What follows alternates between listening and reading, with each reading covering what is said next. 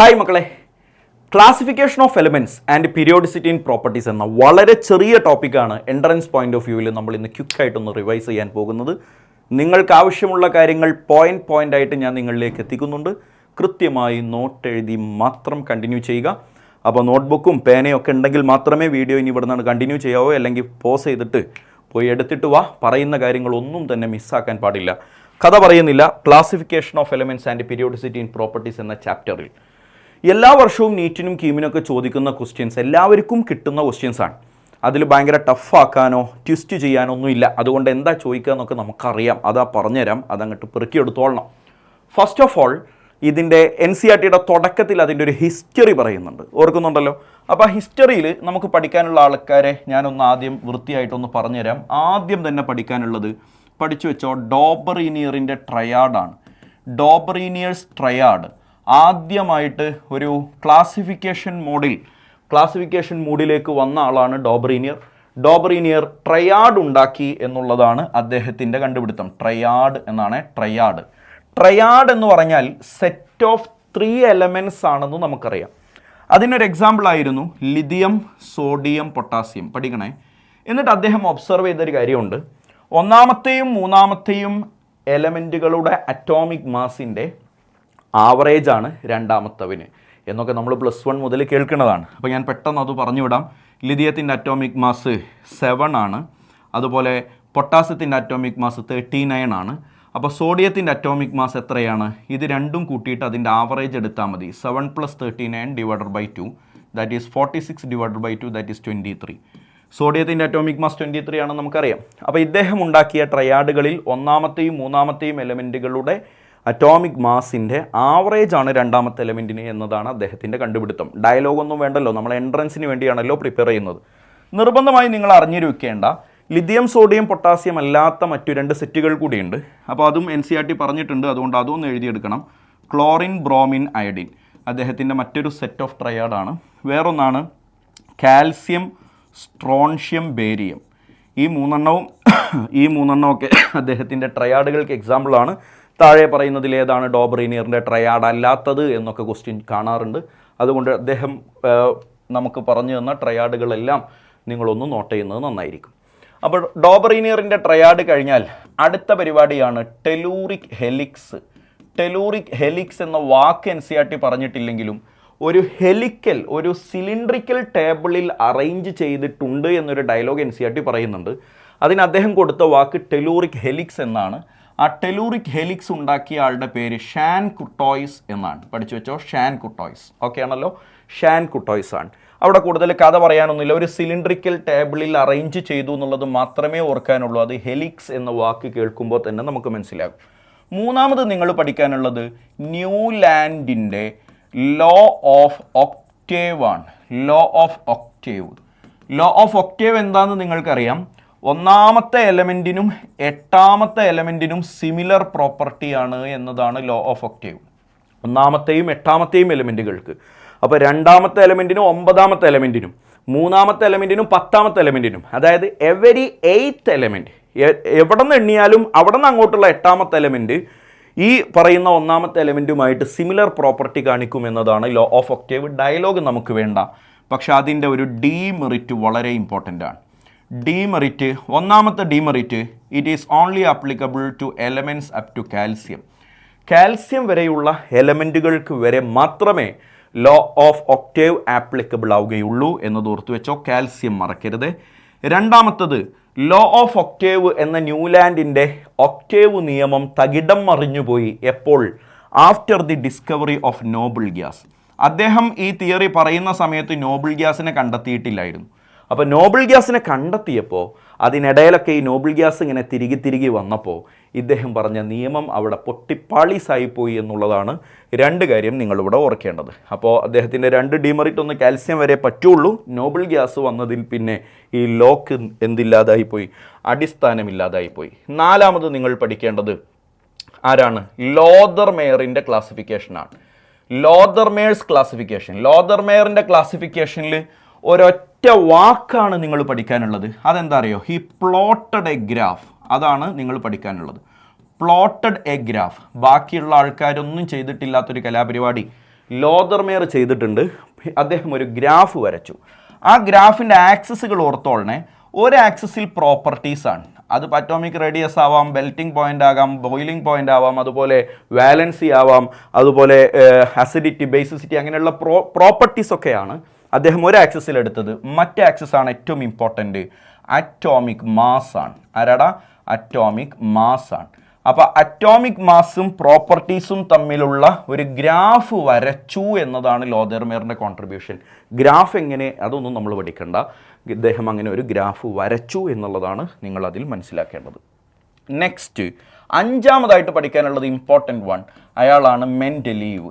ആരാടാ? Mendeleev. മെൻഡലീവിൻ്റെ law നിങ്ങൾക്കറിയാം. Physical and chemical properties of elements are periodic functions of their atomic mass. അദ്ദേഹത്തിൻ്റെ ലോയിൽ, Mendeleev's periodic ലോയിൽ ഏറ്റവും important ആയ വാക്കിതാണ്. Atomic മാസിനെ depend ചെയ്താണ് properties കിടക്കുന്നത് എന്നതാണ് അദ്ദേഹത്തിൻ്റെ മെൻഡലീവ്സ് പീരിയോഡിക് ലോ. 1869 അദ്ദേഹം മെൻഡലീവ്സ് പീരിയോഡിക് ലോ പ്രപ്പോസ് ചെയ്യുന്നത്. അതുവഴി അദ്ദേഹമാണ് ആദ്യം ഒരു പീരിയോഡിക് ടേബിൾ ഉണ്ടാക്കിയത്. ഫസ്റ്റ് പീരിയോഡിക് ടേബിൾ ഉണ്ടാക്കിയത് മെൻഡലീവാണ്, ഓർത്തു വെക്കുക. മെൻഡലീവിൻ്റെ പീരിയോഡിക് ടേബിളിന് 9 ഗ്രൂപ്പുകളുണ്ട്. 9 ഗ്രൂപ്പുകളുണ്ട്, 7 പീരീഡുകളുമുണ്ട്. ഓർത്തു വെച്ചോളണേ. മെൻഡലീവിൻ്റെ പീരിയോഡിക് ടേബിളിന് 9 ഗ്രൂപ്പുമുണ്ട്, 7 പീരീഡും ഉണ്ട്. അദ്ദേഹത്തിൻ്റെ 9 പീരീഡ് ഏതൊക്കെയാണ് അറിയോ നിങ്ങൾക്ക്? ഒന്നാമത്തത് ഗ്രൂപ്പ് 1, 2, 3, 4, 5, 6, 7, 8 ആൻഡ് 0. പഠിച്ചു വെച്ചോളണം. 9ാമത്തെ ഗ്രൂപ്പ് ആരാണ്? 0th ഗ്രൂപ്പാണ്.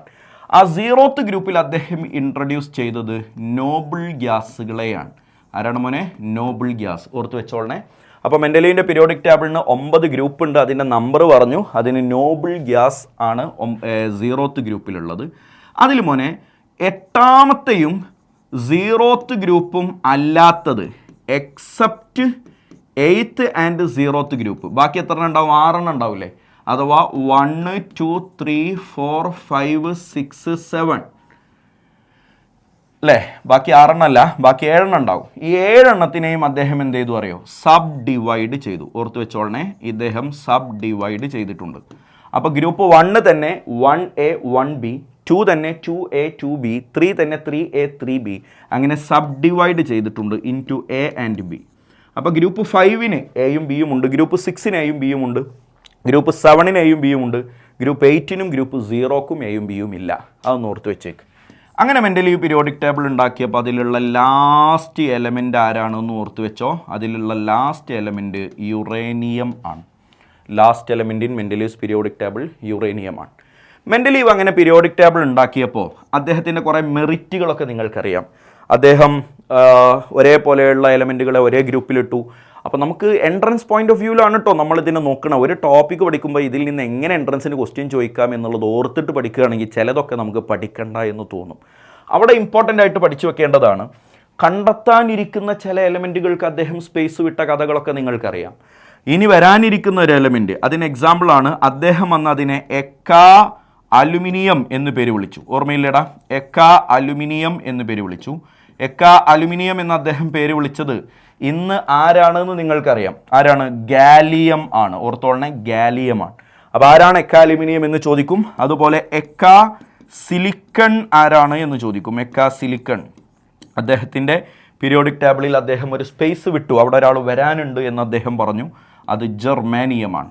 ആരാടാ? ജർമാനിയം. ഓക്കെ അല്ലേ? അപ്പോൾ ഗാലിയത്തിൻ്റെയും ജർമാനിയത്തിൻ്റെയും കഥകളൊക്കെ അന്ന് അദ്ദേഹം പ്രെഡിക്റ്റ് ചെയ്തത്, വരാനിരിക്കുന്ന എലമെൻറ്റ്, ഈവൺ അതിൻ്റെ പ്രോപ്പർട്ടി പോലും അദ്ദേഹം എന്ത് ചെയ്തിട്ടുണ്ട്? പ്രെഡിക്റ്റ് ചെയ്തിട്ടുണ്ട്. അതും വേണമെങ്കിൽ നോട്ട് ചെയ്ത് വെച്ചോ. ഗാലിയത്തിന് ലോ മെൽറ്റിംഗ് പോയിൻ്റ് ആയിരിക്കുമെന്നും ഈ ജർമാനിയത്തിന് ഹൈ മെൽറ്റിംഗ് പോയിൻ്റ് ആയിരിക്കുമെന്നുമെല്ലാം അന്നേ അദ്ദേഹം പ്രെഡിക്റ്റ് ചെയ്ത് വെച്ചിട്ടുമുണ്ട്. അപ്പോൾ ഇത്രയും കാര്യങ്ങളൊക്കെ മെൻഡലീവിൻ്റെ പീരിയോഡിക് ടേബിളുമായി ബന്ധപ്പെട്ട് നിങ്ങൾ ഓർക്കേണ്ടതാണ്. അടുത്തതായിട്ട് നമുക്ക് പഠിക്കാനുള്ളത് മോഡേൺ പീരിയോഡിക് ലോയാണ്. എടാ, മോഡേൺ പീരിയോഡിക് ലോ ഉണ്ടാക്കിയത് ആരാണ്?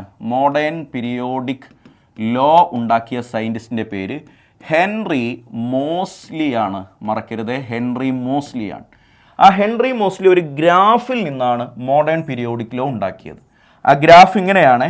ഒരു ആക്സിസിൽ Z അറ്റോമിക് നമ്പർ, മറ്റേ ആക്സിസിൽ ന്യൂ സ്ക്വയർ ഫ്രീക്വൻസിയുടെ square, nu square, Z frequency square. അപ്പോൾ atomic number versus nu square graph വരച്ചത് ആരാണ് എന്ന് ചോദിക്കും. ചിലപ്പോൾ √Z വേഴ്സസ് ന്യൂ ഇത് വരച്ചത് ആരാണെന്ന് ചോദിക്കും. രണ്ടും ഒന്ന് തന്നെയാണ്, നിങ്ങൾ ആലോചിച്ചാൽ മനസ്സിലാകും. ഇതിനെ റൂട്ട് എടുത്താൽ ഇത് √Z ഇത് ന്യൂ ആയില്ലേ. അപ്പോൾ രണ്ടും ക്വസ്റ്റ്യനിൽ കാണാറുണ്ട്. Z വേഴ്സസ് ന്യൂ സ്ക്വയർ ആരാ വരച്ചതെന്ന് കാണും, അല്ലെങ്കിൽ √Z വേഴ്സസ് ന്യൂ ആരാ വരച്ചതെന്ന് കാണും. അതെല്ലാം ആരാണെന്ന് മനസ്സിലാക്കി വെച്ചോളണം. ഹെൻറി മോസ്ലിയാണ്. അതുവഴിയാണ് അദ്ദേഹം മോഡേൺ പീരിയോഡിക് ലോ ഉണ്ടാക്കിയത്. മോഡേൺ പീരിയോഡിക് ലോയിൽ ഏറ്റവും ഇമ്പോർട്ടൻ്റ് ആയ വാക്കിതാണ് അറ്റോമിക് നമ്പറാണ്. നേരത്തെ മെൻഡലീവിൻ്റെ പീരിയോഡിക് ടേബിളിൽ നമ്മൾ എന്താ പറഞ്ഞത്? Properties of elements are periodic functions of their atomic mass എന്ന് പറഞ്ഞില്ലേ. ആ അറ്റോമിക് മാസിന് പകരം അറ്റോമിക് നമ്പർ കൊടുത്താൽ മോഡേൺ പീരിയോഡിക് ലോ കിട്ടി. ക്ലിയർ അല്ലേടാ? അടുത്തായിട്ട് നമുക്ക് പഠിക്കാനുള്ളത് മോഡേൺ പീരിയോഡിക് ടേബിളാണ്. കുഞ്ഞുങ്ങളെ, ഒരു കാര്യം ശരിക്കും മനസ്സിലാക്കി വെച്ചോളണേ. മോഡേൺ പീരിയോഡിക് ലോ ഉണ്ടാക്കിയത് ഹെൻറി മോസ്ലിയാണ്. പക്ഷെ മോഡേൺ പീരിയോഡിക് ടേബിൾ, അല്ലെങ്കിൽ അതിനെ long form of periodic table എന്ന് പേര് വിളിക്കും. Long form of periodic table.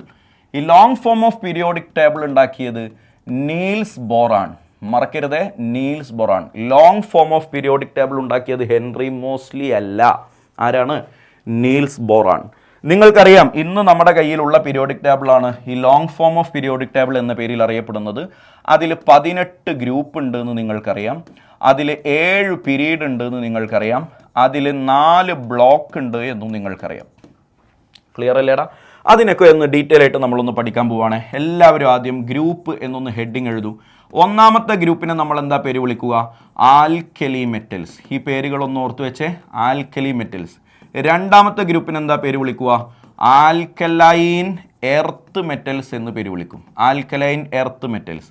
Group 15 nitrogen family, അതിന് നിക്കോജൻസ് എന്നൊരു ഓമന പേരുണ്ട്. നിക്കോജൻസ് എന്ന് പേര് വിളിക്കും. ഗ്രൂപ്പ് 16 ഓക്സിജൻ ഫാമിലിയെ ചാൾക്കോജൻസ് എന്ന് പേര് വിളിക്കും. ആൻഡ് ഗ്രൂപ്പ് 17 ഹാലോജൻസ് എന്ന് പേര് വിളിക്കും. And last one group 18 noble gas അല്ലെങ്കിൽ ഇനേർട്ട് ഗ്യാസ് എന്ന് പേര് വിളിക്കും. ഇതൊക്കെ നിങ്ങൾക്കറിയാം, noble gas or inert gas. അപ്പോൾ ഈ പേരുകളൊക്കെ ഒന്ന് ഓർത്ത് വെച്ചോളൂ. കൂട്ടത്തിൽ പീരീഡുകളെ കുറിച്ച് സംസാരിക്കാം. എടാ, എത്ര പീരീഡാണുള്ളത്? 7 പീരീഡല്ലേ ഉള്ളത്. ആ 7 പീരീഡിൽ 1, 2, 3, 4, 5, 6, 7 പീരീഡിൽ എത്രമാത്രം എലമെൻറ്റുകൾ ഉണ്ട് എന്ന് ഓർത്ത് വെച്ചോ. ഈ ഫസ്റ്റ് പീരീഡിൽ എത്ര എലമെൻ്റ് ഉണ്ട്? ഫസ്റ്റ് പീരീഡിൽ 2 എലമെൻ്റ് ഉള്ളൂ. 2ലും 3ലും 8 എലമെൻ്റ് ഉണ്ട്. 4ലും 5ലും 18 എലമെൻ്റ് ആണ്. 6ലും 17ലും 32 എലമെൻറ്റുകളുണ്ട്. അപ്പോൾ 2, 8, 8, 18, 18, 32, 32 എന്ന് പറയുന്ന ഈ സീരീസ് ഇല്ലേടാ, ഈ സീരീസിനെയാണ് നമ്മൾ മാജിക് നമ്പേഴ്സ് എന്ന് പേര് വിളിക്കുക. എന്താ പേര് വിളിക്കുക? Magic numbers. അപ്പോൾ ഡയറക്റ്റ് ചോദിക്കും 5th പീരീഡിൽ എത്ര എലമെൻ്റ് ഉണ്ട്, അല്ലെങ്കിൽ 7th പീരീഡിൽ എത്ര എലമെൻ്റ് ഉണ്ട് എന്നൊക്കെ ഡയറക്റ്റ് ആയിട്ട് ക്വസ്റ്റ്യൻ കാണാറുണ്ട്. അപ്പോൾ എലമെൻറ്റുകളുടെ എത്ര എലമെൻ്റ് ഉണ്ട് എന്ന് മനസ്സിലാക്കുക. അതുപോലെ അത് വെച്ച് ഈ പീരീഡുകൾക്ക് ഓരോ പേരുമുണ്ട്. ഒന്നാമത്തെ പീരീഡിൽ 2 എലമെൻ്റ് അല്ലേ ഉള്ളൂ, അതിനെ ഷോർട്ടസ്റ്റ് പീരീഡ് എന്ന് പേര് വിളിക്കും. ഈ 2 എണ്ണം ഇല്ലടാ, അടുത്ത 2 എണ്ണം അതിനെ ഷോർട്ട് പീരീഡ് എന്ന് പേര് വിളിക്കും. പിന്നുള്ള 2 എണ്ണത്തിന് ലോങ് പീരീഡ് എന്ന് പേര് വിളിക്കും. അവസാനത്തെ 2 എണ്ണത്തിന് ലോങ്ങസ്റ്റ് പീരീഡ് എന്നും പേര് വിളിക്കും. അപ്പോൾ ഷോർട്ടസ്റ്റ്, ഷോർട്ട്, ലോങ്, ലോങ്ങസ്റ്റ്, ഇങ്ങനെ 4 ടൈപ്പായിട്ട് ഈ പീരീഡുകളെ നമ്മൾ ക്ലാസിഫൈ ചെയ്തിട്ടുണ്ട്. ക്ലിയർ അല്ലേ? അടുത്തതായിട്ട് നമുക്ക് പഠിക്കാനുള്ള 4 ബ്ലോക്കുകളാണ്. ആ 4 ബ്ലോക്കുകൾ ആരൊക്കെയാണെന്ന് അറിയാം. S block, P block, D block, F block. അറിയില്ലടാ? എസ് ബ്ലോക്കിൽ ആരൊക്കെയുള്ളത്? ഗ്രൂപ്പുകൾ ഏതൊക്കെയാണെന്നൊന്ന് പറഞ്ഞാൽ ഗ്രൂപ്പ് 1 and 2. 1ഉം 2ഉമാണ് എസ് ബ്ലോക്കിലുള്ളത്. എസ് ബ്ലോക്കിലുള്ള എല്ലാവരും ഓൾ ആർ മെറ്റൽസ് ആണ്. എല്ലാവരും എസ് ബ്ലോക്കിലുള്ളവരൊക്കെ എന്താണ് പറ? മെറ്റലുകളാണ്. ഓക്കെ, എസ് ബ്ലോക്കിലുള്ള എല്ലാവരും മെറ്റലാണെന്ന് പഠിച്ചു. എസ് ബ്ലോക്കിന് ജനറലി ലോ അയണൈസേഷൻ എൻതാൽപ്പിയാണെന്ന് ഓർത്ത് വെക്കുക. ജനറലി അവർക്ക് ലോ അയണൈസേഷൻ എൻതാൽപ്പിയാണ്. എല്ലാവരും സോളിഡുകളുമാണ്. All are solids. എല്ലാവരും സോളിഡുകളുമാണ്. പിന്നെ ലാസ്റ്റ് ഇലക്ട്രോൺ എങ്ങോട്ടാണ് വരിക എന്ന് എല്ലായിടത്തും നിങ്ങൾക്ക് കോമൺ ആയിട്ട് പറയാം. ലാസ്റ്റ് ഇലക്ട്രോൺ എങ്ങോട്ടാണ് വരിക? എസ് ബ്ലോക്ക് ആണെങ്കിൽ ലാസ്റ്റ് ഇലക്ട്രോൺ എൻ്റർ ചെയ്യുന്നത് എസ്സിലേക്കായിരിക്കും. അപ്പോൾ എസ്സിലേക്ക് ലാസ്റ്റ് ഇലക്ട്രോൺ വരുന്നവരാണ് എസ് ബ്ലോക്ക്. പിയിലേക്ക് വരുന്നവൻ പി ബ്ലോക്ക്, ഡിയിലേക്ക് വരുന്നവൻ D block and so on. അടുത്തത് പി ബ്ലോക്ക് ആണ്. പി ബ്ലോക്ക് ആരൊക്കെയാണ്? ഗ്രൂപ്പ് 13 മുതൽ 18 വരെയുള്ളവരാണ് പി ബ്ലോക്ക്. അതിൽ മെറ്റലുണ്ട്, നോൺ മെറ്റലുണ്ട്, മെറ്റലോയിഡുമുണ്ട്. ഇതൊക്കെ നോട്ട് ചെയ്ത് വെച്ചേ. മെറ്റൽസ്, നോൺ മെറ്റൽസ്, മെറ്റലോയിഡ്സ് എല്ലാവരും ഉണ്ട് പി ബ്ലോക്കിൽ. പി ബ്ലോക്കിൽ സോളിഡ് ഉണ്ട്, ലിക്വിഡ് ഉണ്ട്, ഗ്യാസ് ഉണ്ട്, എല്ലാവരും ഉണ്ട്. സോളിഡും ഉണ്ട്, ലിക്വിഡും ഉണ്ട്, ഗ്യാസും ഉണ്ട്. ലാസ്റ്റ് ഇലക്ട്രോൺ എൻ്റർ ചെയ്യുന്നത് എങ്ങോട്ടാണടാ? ലാസ്റ്റ് ഇലക്ട്രോൺ എൻ്റർ ചെയ്യുന്നത് പി ബ്ലോക്കിൽ, പി സബ്ഷെല്ലിലേക്കായിരിക്കും. അത് നിങ്ങൾക്ക് ആലോചിച്ചാൽ മനസ്സിലാക്കും. എടാ, ഡി ബ്ലോക്കിനെ കുറിച്ച് സംസാരിച്ചു തുടങ്ങുന്നതിന് മുമ്പ് അഡീഷണലി ഞാനൊരു കാര്യം പറയട്ടെ. S block and P block എലമെൻറ്റുകളെ നമ്മൾ എന്താ പേര് വിളിക്കുക? റെപ്രസെൻറ്റേറ്റീവ് എലമെൻറ്റ് എന്ന് പേര് വിളിക്കും. ഒന്ന് ഓർത്ത് വെച്ചോ, റെപ്രസെൻറ്റേറ്റീവ് എലമെൻറ്റ് എന്ന് പേര് വിളിക്കും. എസ് ബ്ലോക്ക്, പി ബ്ലോക്ക് എലമെൻറ്റുകളെ റെപ്രസെൻറ്റേറ്റീവ് എലമെൻറ്റ് എന്ന് പേര് വിളിക്കും. എടാ, ഇനി ഞാനൊരു കാര്യം പറയട്ടെ. എടാ, പീരിയോഡിക് ടേബിളിലുള്ള എലമെൻറ്റുകളിൽ 90% എലമെൻറ്റുകൾ സോളിഡുകളാണ്. എല്ലാവരും സോളിഡാണ്. ഗ്യാസ് ആയിട്ട് ഇനി ഞാൻ പറയുന്ന ആൾക്കാരൊക്കെ ഉള്ളത് ആരൊക്കെയാണ് അറിയോ? Hydrogen, nitrogen, oxygen, fluorine. ഈ 4 ആൾക്കാരൊന്ന് ഓർത്ത് വെക്കുക. ആരാടാ? Hydrogen, nitrogen, oxygen, fluorine. പിന്നെ എല്ലാ നോബിൾ ഗ്യാസുകളും helium, neon, argon, krypton, xenon, radon. ഒരാളും കൂടിയുണ്ട്, ക്ലോറിനും കൂടിയുണ്ട്, മറന്നുപോയി. Hydrogen, nitrogen, oxygen, fluorine, chlorine, helium, neon, argon, krypton, xenon, radon. അപ്പോൾ എത്ര ആളായി ടോട്ടൽ? ഒന്ന് എണ്ണി നോക്കിയേ. ഇവിടെ 5, പിന്നെ 6 നോബിൾ ഗ്യാസ്. ടോട്ടൽ എത്ര ആളാണ്? 11 ആളല്ലേ ഉള്ളത്. അപ്പോൾ ടോട്ടൽ പീരിയോഡിക് ടേബിളിൽ 118 എലമെൻറ്റുകളിൽ 11 എണ്ണവും ആരാണ്? ഗ്യാസ് ആണ്. ഓർത്ത് വെച്ചോളണം, 11 എണ്ണവും ഗ്യാസാണ്. എടാ, ടോട്ടൽ പീരിയോഡിക് ടേബിൾ ആകെ 2 ലിക്വിഡേ ഉള്ളൂ. ഓൺലി 2 ലിക്വിഡ്സേ ഉള്ളൂ. അതിലൊരാൾ ബ്രോമിൻ ആണ്, ഒരാൾ മെർക്കുറിയാണ്. ഈ ബ്രോമിൻ എന്ന് പറയുന്ന ആളൊരു നോൺ മെറ്റലാണ്, മെർക്കുറി ഒരു മെറ്റലുമാണ്. അപ്പോൾ ക്വസ്റ്റ്യൻ ശരിക്കും ശ്രദ്ധിച്ച് കാണണം. Which of the following is A liquid metal എന്ന് ചോദിച്ചാൽ ആൻസർ ആരാ? മെർക്കുറിയ. ലിക്വിഡ് നോൺ മെറ്റൽ എന്നാണ് ക്വസ്റ്റ്യൻ എങ്കിൽ ദാറ്റ് ഈസ് ബ്രോമിൻ. 118 എലമെൻറ്റിൽ 2 ലിക്വിഡ് ഉള്ളൂ, നോർമൽ ടെമ്പറേച്ചറിൽ. ഓർത്ത് വെച്ചോളണം. ക്ലിയർ അല്ലേടാ? അത് കഴിഞ്ഞ് നമ്മൾ ഡി ബ്ലോക്കിലേക്ക് വന്നു. ഡി ബ്ലോക്ക് എന്ന് പറഞ്ഞാൽ ഗ്രൂപ്പ് 3 മുതൽ 12 വരെയുള്ള ആൾക്കാരാണ്. നമുക്കറിയാം, ഗ്രൂപ്പ് 3 മുതൽ 12 വരെയുള്ള ആൾക്കാരാണ്. അവരെ നമ്മൾ ട്രാൻസിഷൻ എലമെൻറ്റ്സ് എന്ന് പേര് വിളിക്കും എന്നും നിങ്ങൾക്കറിയാം. ട്രാൻസിഷൻ എലമെൻറ്റ്സിൻ്റെ ഒരിക്കലും മറക്കാൻ പാടില്ലാത്ത ഒരു 3 പോയിൻ്റാണ്, ഇവർക്ക് കളേർഡ് കോമ്പൗണ്ട് ഉണ്ടാക്കാൻ പറ്റും. കളേർഡ് കോമ്പൗണ്ടുകൾ ഉണ്ടാക്കാനുള്ള കഴിവ് ആർക്കുണ്ട്? ട്രാൻസിഷൻ എലമെൻറ്റ്സിനുണ്ട്. ഇവർക്ക് വേരിയബിൾ ഓക്സിഡേഷൻ സ്റ്റേറ്റ് ആയിരിക്കും. വേരിയബിൾ ഓക്സിഡേഷൻ സ്റ്റേറ്റ് ഉണ്ടാകും. അപ്പോൾ ഒരു കൃത്യമായ ഒരു ഓക്സിഡേഷൻ സ്റ്റേറ്റ് ആയിരിക്കില്ല. പല കോമ്പൗണ്ടിൽ പല ഓക്സിഡേഷൻ സ്റ്റേറ്റ് കാണിക്കാൻ പറ്റും. ആൻഡ് ഫൈനലി ഇവർക്കെല്ലാം കാറ്റലിസ്റ്റ് ആയിട്ട് ആക്ട് ചെയ്യാനും പറ്റും. Most of the D block elements can act as catalyst. And finally ഞാൻ നിങ്ങളോട് പറയുന്നു, ലാസ്റ്റ് ഇലക്ട്രോൺ എങ്ങോട്ടാ എൻ്റർ ചെയ്യുക എന്നുള്ളതിൽ ചർച്ചയൊന്നുമില്ലല്ലോ. Last electron enters to D block, D subshell. അപ്പോൾ ഇതാണ് ഡി ബ്ലോക്ക് എലമെൻറ്റ്സിനെ കുറിച്ച് നിർബന്ധമായും നിങ്ങൾ ഓർത്തു വെക്കേണ്ടത്. നമുക്ക് പഠിക്കാനുള്ളത് എഫ് ബ്ലോക്ക് എലമെൻറ്റ് മാത്രമാണ്. എഫ് ബ്ലോക്ക് എലമെൻറ്റ് എന്ന് പറഞ്ഞാൽ ലാന്തനോയിഡുകളും ആക്റ്റിനോയിഡുകളും കൂടി ചേർന്നതാണ്. ലാന്തനോയിഡുകളും ആക്റ്റിനോയിഡുകളും കൂടി ചേർന്നതാണ്. ലാന്തനോയിഡ് 14 എലമെൻറ്റ്സ് ആണ്. 14 ആൾക്കാരാണ് ലാന്തനോയിഡ്. ആക്റ്റിനോയിഡ് എന്ന് പറഞ്ഞാൽ 14 എലമെൻറ്റുകളാണ്.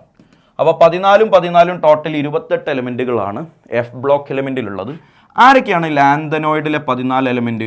അറ്റോമിക് നമ്പർ 58 മുതൽ 71 വരെയുള്ള ആളുകൾ പഠിച്ചു വെച്ചോളണേ. ലന്താനം എന്ന എലമെൻറ്റിന് ശേഷമുള്ള, ലന്താനം 57, അതിനുശേഷമുള്ള 58 മുതൽ 71 വരെയുള്ള 14 എലമെൻറ്റുകളാണ് ലാന്തനോയിഡ്സ്. ആക്റ്റിനോയിഡ്സ് എന്ന് പറഞ്ഞാൽ ആക്ടിനിയത്തിന് ശേഷമുള്ള, ആക്ടിനിയം 89, അപ്പോൾ അതിന് ശേഷമുള്ള 90 മുതൽ 14 എലമെൻറ്റ് 113 വരെ, 113 അല്ല 103 വരെ, 103 വരെയുള്ള എലമെൻറ്റുകളാണ് ആക്ടിനോയിഡ്സ്. ക്ലിയർ ആണല്ലോ? ഇവരെ നമ്മൾ ഇന്നർ ട്രാൻസിഷൻ എലമെൻറ്റ്സ് എന്ന് പേര് വിളിക്കും. ആരാടാ? Inner transition elements. അപ്പോൾ ലാസ്റ്റ് ഇലക്ട്രോൺ എൻ്റർ ചെയ്യുന്നത് എങ്ങോട്ടാണ്? ലാസ്റ്റ് ഇലക്ട്രോൺ എൻ്റർ ചെയ്യുന്നത് എഫ് സബ്ഷെല്ലിലേക്കാകുന്നവരെയാണ് നമ്മൾ എഫ് ബ്ലോക്ക് എലമെൻറ്റ്സ് എന്ന് പേര് വിളിക്കുന്നത്. D block elements, F block elements ഒക്കെ നമുക്ക് ഡീറ്റെയിൽ ആയിട്ട് തന്നെ വേറെ ചാപ്റ്റർ ആയിട്ട് വരുന്നുണ്ട്. അപ്പോൾ ഇൻ ഡെപ്തിൽ നമുക്ക് ആവശ്യമുള്ള മറ്റു കാര്യങ്ങളൊക്കെ നമുക്ക് ആ സമയത്ത് അവിടെ ഡിസ്കസ് ചെയ്യാം. എടാ, പണ്ട് സോവിയറ്റ് യൂണിയനും അമേരിക്കയും തമ്മിൽ ഭയങ്കരമായ പ്രശ്നം നടക്കുന്ന കാലഘട്ടത്തിൽ സോവിയറ്റ് യൂണിയനും അമേരിക്കയും ഒരേ എലമെൻറ്റിന് 2 പേര് കൊടുത്തു. അമേരിക്ക അതിന് കൊടുത്ത പേര് റുദർഫോർഡിയം എന്നാണ്. റുദർഫോർഡിയം എന്നാണ്. 104ാമത്തെ എലമെൻറ്റിനെ അമേരിക്ക റുദർഫോർഡിയം എന്ന് പേര് കൊടുത്തു. പക്ഷേ ആ 104ാമത്തെ എലമെൻറ്റിന് അതേസമയം സോവിയറ്റ് യൂണിയന് കണ്ടെത്തിയിട്ട് അതിന് കുർഷറ്റോവിയം എന്നാണ് പേര് കൊടുത്തത്. നോട്ട് ചെയ്യണം കേട്ടോ. അങ്ങനെ ഒരു ഡിസ്പ്യൂട്ട് സംഭവിച്ചിട്ടുണ്ട് ഹിസ്റ്ററിയിൽ. ആരൊക്കെയാണ്? അമേരിക്കയും സോവിയറ്റ് യൂണിയനും കൊടുത്ത 2 പേര്. അമേരിക്ക കൊടുത്ത പേര് റുദർഫോർഡിയം, പിന്നീട് അതേസമയം ഏകദേശം ആ സമയത്ത് തന്നെ അതേ എലമെൻറ്റിന് സോവിയറ്റ് യൂണിയൻ കൊടുത്ത പേര് കുർഷറ്റോവിയം. അപ്പോൾ ഒരു എലമെൻറ്റിന് ലോകത്തെല്ലായിടത്തും ഒരു പേരല്ലേ പാടുള്ളൂ. അപ്പോൾ IUPAC ഇടപെട്ടിട്ട് ആരാണ് ഇത് ആദ്യം കണ്ടെത്തിയത് എന്നൊക്കെ തീരുമാനം എടുത്തിട്ട് റുദർഫോർഡിയമാണ് അതിൻ്റെ ഒറിജിനൽ നെയിം എന്ന് IUPAC പിന്നീട് അംഗീകരിച്ചു. എന്നാൽ ഇനി മുതൽ ഒരു എലമെൻറ്റ് കണ്ടെത്തുമ്പോൾ ഈ ഡിസ്പ്യൂട്ട് ഉണ്ടാവാതിരിക്കാൻ IUPACയിലെ സയൻറ്റിസ്റ്റുകളായ ഞങ്ങളെടുത്ത തീരുമാനം എന്താണെന്ന് വെച്ചാൽ, ഇനി നീ ഒരു എലമെൻറ്റ് കണ്ടെത്തിയാൽ ഞങ്ങളുടെ ഒരു എക്സാമിനേഷൻ പീരീഡ് വരെ നീ അതിന് പേരൊന്നും കൊടുക്കണ്ട.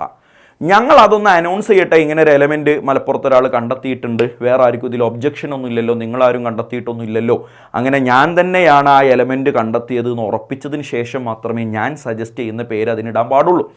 അതുവരെ IUPAC പറയുന്ന പേരിടണം. അതെന്താണെന്ന് നിങ്ങൾക്ക് കൃത്യമായിട്ട് അറിയാം. 0 വന്നാൽ നമ്മൾ നിൽ എന്ന് പറയും, 1 വന്നാൽ അൺ പറയും, 2 വന്നാൽ ബൈ പറയും, ഓർക്കുന്നില്ലേ? 3 വന്നാൽ ട്രൈ പറയും, 4 വന്നാൽ ക്വാഡ് എന്നാണ് പേര്, 5 വന്നാൽ പെൻഡ് എന്നാണ് പേര്, 6 വന്നാൽ ഹെക്സ് എന്നാണ് പേര്, 7 വന്നാൽ സെപ്റ്റ് എന്നാണ് പേര്, 8 വന്നാൽ ഓക്റ്റ് എന്നാണ് പേര്, 9 വന്നാൽ എൻ എന്നാണ് പേര്. N.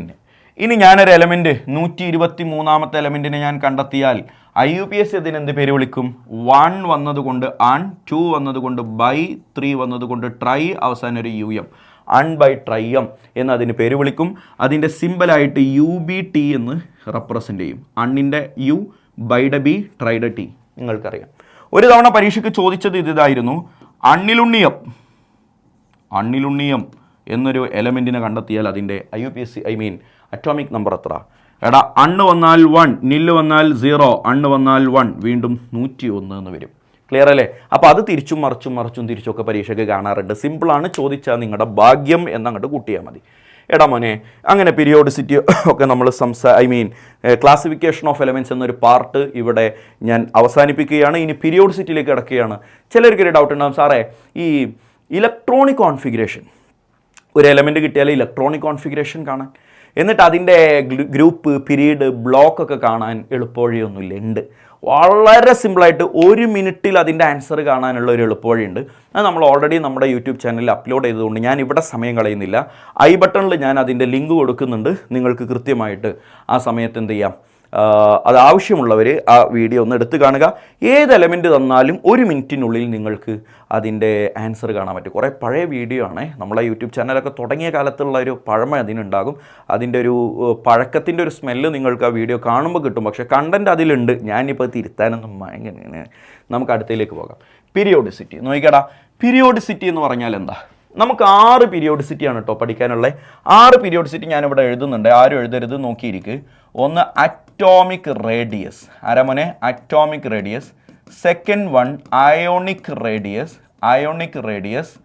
Third one metallic character. ആരാമോനെ? Metallic character. Fourth one ionization enthalpy, electron gain enthalpy, electronegativity. ഞാൻ ഷോർട്ടാക്കി എഴുതി, നിങ്ങൾക്ക് അറിയാവുന്ന ആൾക്കാരാണ്. Ionization enthalpy, electron gain enthalpy, electron negativity. 6 എണ്ണത്തിന് ഞാൻ 2 ടേബിളാക്കിയിട്ടല്ലടാ എഴുതിയത്. യഥാർത്ഥത്തിൽ ആ ടേബിളാക്കി എഴുതുന്നതിനൊരു ഉദ്ദേശം എനിക്കുണ്ട്. എന്താണെന്നറിയോ? ഇവരുടെയൊക്കെ പീരിയോഡിസിറ്റി ചിലപ്പോൾ നിങ്ങൾ കാണാതെ പഠിച്ചതായിരിക്കും. Atomic radius down the group increases along the period decreases. Ionization enthalpy down the group decreases along the period increases എന്നൊക്കെ പറഞ്ഞ് തിരിച്ചും മറിച്ചും ഭയങ്കര കോംപ്ലിക്കേറ്റഡ് ആയിട്ട് പഠിച്ചു വെച്ചിട്ടുണ്ടാവും. ആ സാധനം ദേ ഇപ്പോൾ സ്വിച്ചിട്ട പോലെ ഹൃദയത്തിലേക്ക് ആവാഹിക്കാൻ മോനെ ഞാനൊരു എളുപ്പത്തിലൊരു കാര്യം പറഞ്ഞു വരാം. ഈ 3 എണ്ണത്തിൻ്റെ പീരിയോഡിസിറ്റിയുടെ നേരെ ഓപ്പോസിറ്റാണ് ഇയാൾക്ക്. അപ്പോൾ ഈ 3 എണ്ണത്തിൻ്റെ മാത്രം പീരിയോഡിസിറ്റി പഠിച്ചു വെച്ചാൽ മതി. അതിങ്ങനെയാണെന്ന് ഓർത്ത് വെക്കുക. ഈ ഹെഡിങ് മാത്രം പഠിക്കുക. Down the group increases along the period decreases. കാണാതെ പഠിക്ക്. ഈ ഹെഡിങ് മാത്രം പഠിക്ക്. Down the group increases along the period decreases. അതിൻ്റെ നേരെ ഓപ്പോസിറ്റാണ് ഇവിടെ. അപ്പോൾ ആ ഓപ്പോസിറ്റ് എന്താണെന്ന് എഴുതരുത്, ഓപ്പോസിറ്റ് എന്ന് മാത്രം എഴുതിയാൽ മതി. അല്ലെങ്കിൽ പിന്നെ അത് കാണാതെ പഠിക്കും, പിന്നെയും കൺഫ്യൂഷൻ ആവും. അപ്പോൾ ഇത് മാത്രം പഠിക്കുക. Down the group increases along the period ഡിക്രീസസിൽ 3 ആളുണ്ട്. അറ്റോമിക് റേഡിയസ് ഉണ്ട്, അയണിക് റേഡിയസ് ഉണ്ട്, മെറ്റാലിക് ക്യാരക്ടർ ഉണ്ട്. അതിൻ്റെ നേരെ ഓപ്പോസിറ്റാണ് ionization enthalpy, electron gain enthalpy, electron negativity എന്ന 3 പേര്. അപ്പോൾ ഇതിൻ്റെ പീരിയോഡിസിറ്റി ഇനി ഓരോന്നിൻ്റെ നമ്മൾ വേറെ വേറെ പഠിക്കേണ്ടതില്ല. കൃത്യമായിട്ട് ആ സമയത്ത് അത് ഓർത്താൽ മതി. ടേബിൾ നമ്പർ 1 ആണോ ടേബിൾ നമ്പർ 2 ആണോ എന്ന് കൃത്യമായിട്ട് ഓർത്താൽ മതി. എടാ ഇവിടെ നമുക്കിനി അഡീഷണൽ ആയിട്ട് എക്സ്ട്രാ എന്തൊക്കെ കാര്യങ്ങൾ പറയേണ്ടതുണ്ട് എന്നുള്ളത് നമുക്ക് ചിന്തിക്കാം. അതിലാദ്യം പഠിക്കാനുള്ളതാണ് isoelectronic species. Isoelectronic species ആരാണ്? Isoelectronic species, species having same number of electron. Iso എന്ന് പറഞ്ഞാൽ സെയിം, ഇലക്ട്രോൺ എന്ന് പറഞ്ഞാൽ ഇലക്ട്രോൺസ് തന്നെ. ഐസോ ഇലക്ട്രോണിക് സ്പീഷീസ് എന്ന് പറഞ്ഞാൽ species having same number of electron. Neon F-, O2-, Na+, Mg2+, ഈ പറഞ്ഞ എല്ലാവരും ഐസോ ഇലക്ട്രോണിക് സ്പീഷീസ് ആണ്. ഇവർ ഐസോ ഇലക്ട്രോണിക് സ്പീഷീസ് ആണ് നമുക്ക് എങ്ങനെ മനസ്സിലായി? നിയോണിൻ്റെ അറ്റോമിക് നമ്പർ 10 ആണ്, ഫ്ലൂറിൻ്റെ അറ്റോമിക് നമ്പർ 9 ആണ്, ഓക്സിജൻ 8 ആണ്, സോഡിയം 11 ആണ്, മാഗ്നീഷ്യം 12 ആണ്. ഇനി അതിലുള്ള ഇലക്ട്രോണിൻ്റെ എണ്ണം നിങ്ങൾ എടുത്തു നോക്കിക്കേ. നിയോണിൽ എത്ര ഇലക്ട്രോൺ ഉണ്ട്? 10 ഇലക്ട്രോൺ ഉണ്ട്. ഫ്ലൂറിനിൽ 9 ഇലക്ട്രോൺ ആയിരുന്നു, ഇപ്പോൾ ഒന്നുകൂടെ വന്നു, ടോട്ടൽ 10 ആയി. ഓക്സിജനിൽ 8 എണ്ണം ഉണ്ടായിരുന്നു, 2 എണ്ണം വന്നു, ടോട്ടൽ 10 ആയി. അല്ലേടാ, നെഗറ്റീവ് ചാർജ് വന്ന എക്സ്ട്രാ ഇലക്ട്രോൺ വന്നു എന്നാണല്ലോ.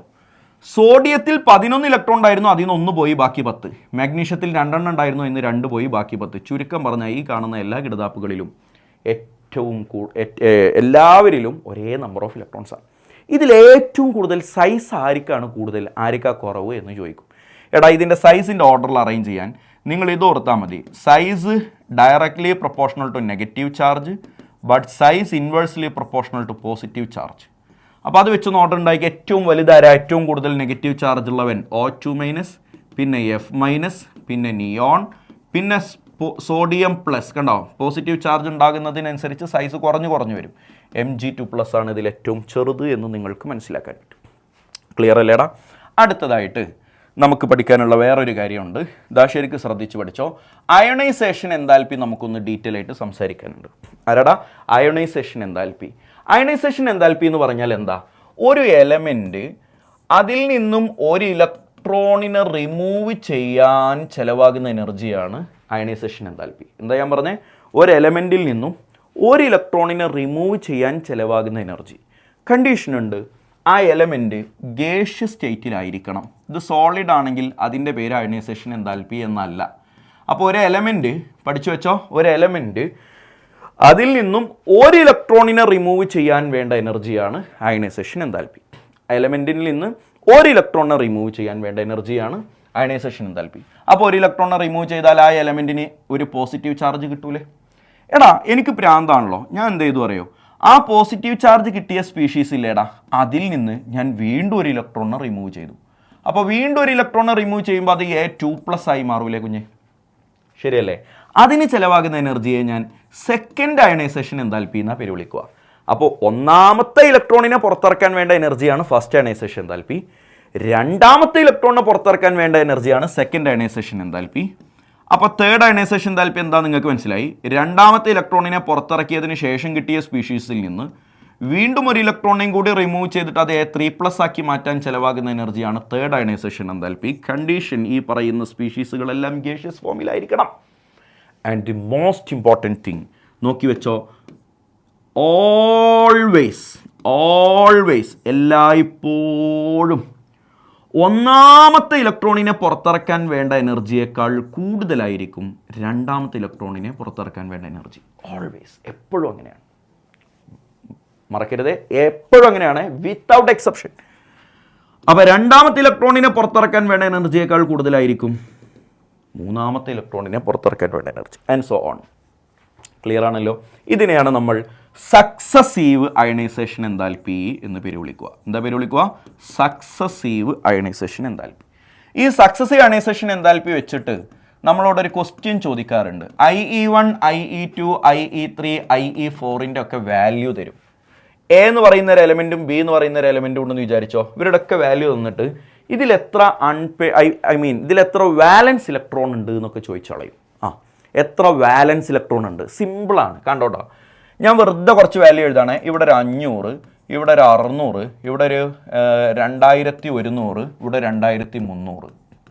നോക്കിയാൽ ഞാൻ നിങ്ങളോട് പറഞ്ഞു ഫസ്റ്റിനേക്കാൾ കൂടുതലായിരിക്കും സെക്കൻഡ്, അതിനേക്കാൾ കൂടുതൽ തേർഡ്, അതിനേക്കാൾ കൂടുതൽ ഫോർത്ത്. ഓക്കെ, അടുത്ത് നോക്കിക്കോട്ടോ.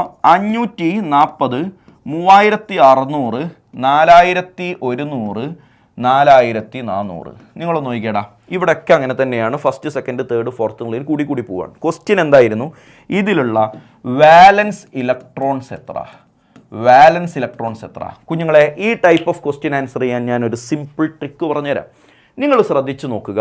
IE1 കൂടുതൽ IE2, 3, IE4 അങ്ങനെയൊക്കെ പോകുമെങ്കിലും എവിടെയാണ് ഒരു ലാർജ് ഇൻക്രീസ് ഉണ്ടായത് എന്ന് ശ്രദ്ധിക്കണം.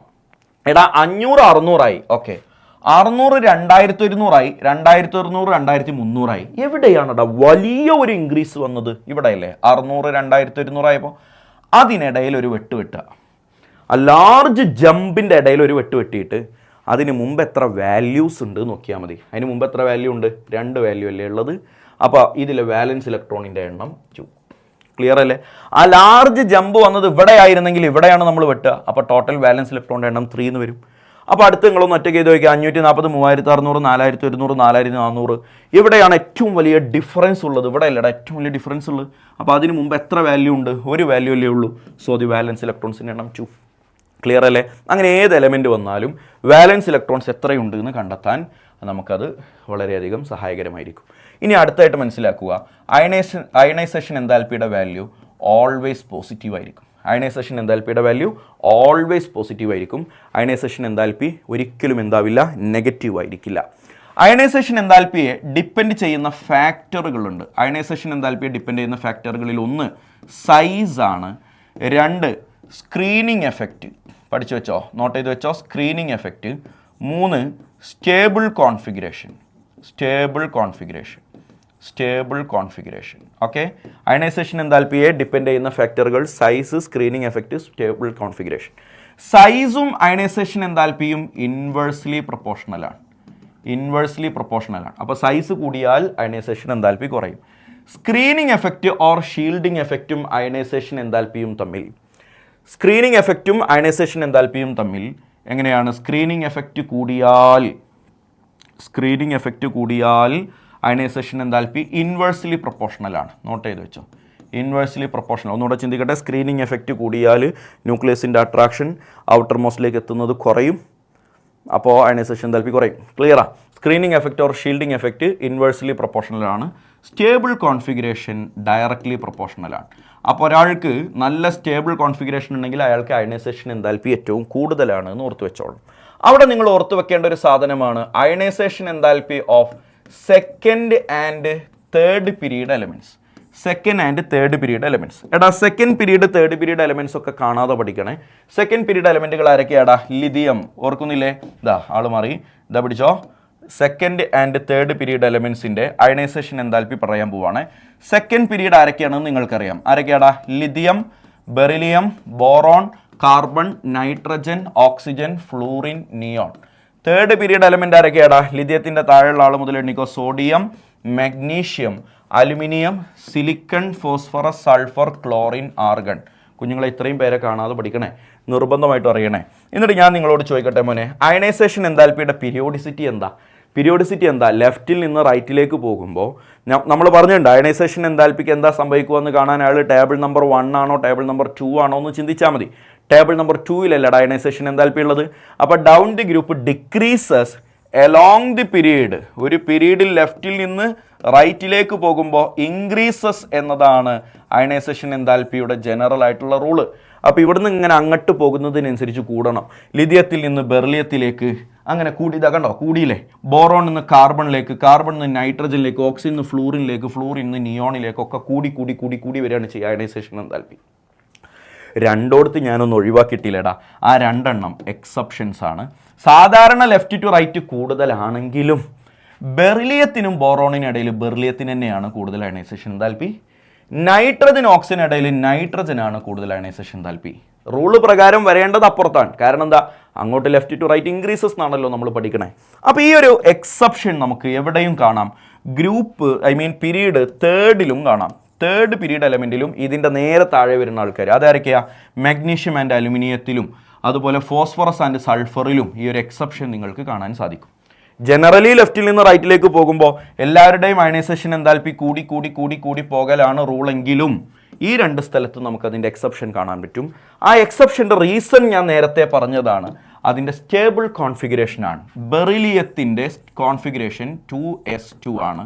അത് ഫുൾ ഫിൽഡ് ആണ്. Full filled configuration extra stable ആണല്ലോ. അപ്പോൾ എക്സ്ട്രാ സ്റ്റേബിൾ ആകുമ്പോൾ നമ്മൾ പ്രതീക്ഷിച്ചതിനേക്കാൾ അതിൻ്റെ വാല്യൂ കൂടുതലായിരിക്കും. അപ്പോൾ ബെറിലിയത്തേക്കാൾ കൂടുതൽ ബോറോണിന് അല്ല, ബോറോണിനേക്കാൾ കൂടുതൽ ബെറിലിയത്തിന്. അതിൻ്റെ കാരണം എന്താ? അതിന് എക്സ്ട്രാ സ്റ്റെബിലിറ്റി ഉള്ളത് കൊണ്ടാണ്.